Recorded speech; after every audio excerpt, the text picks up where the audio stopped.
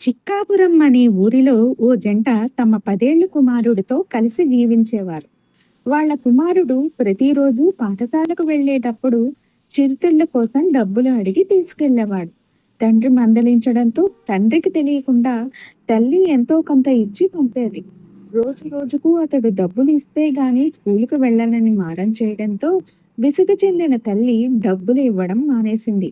తర్వాత ఒకరోజు తండ్రి చొక్కా నుంచి డబ్బులు తీస్తుండగా తండ్రి గట్టిగా మందలించాడు. అప్పుడు తల్లి వెనకేసుకు వచ్చి ఒకరోజు ఊళ్ళో దుకాణంలో దొంగతనం చేశాడని దుకాణ యజమాని చెప్పడంతో తల్లి మా వాడు అలా చేయడని అ- అతనితో గొడవ పడింది. తల్లి మాటలు విన్న కొడుకు తాను చేసింది తప్పు కాదని అనుకునేవాడు. పెరిగి పెద్దవాడైనా అతడు జల్సాలకు అలవాటు పడి చిన్న చిన్న దొంగతనాలు చేసేవాడు. ఓ రోజు ఏదో పెద్ద పెద్ద దొంగతనం కేసులో పోలీసులు వచ్చి కుమారుణ్ణి తీసుకెళ్లిపోతుంటే లబోదిబోమని బాధపడ్డారు.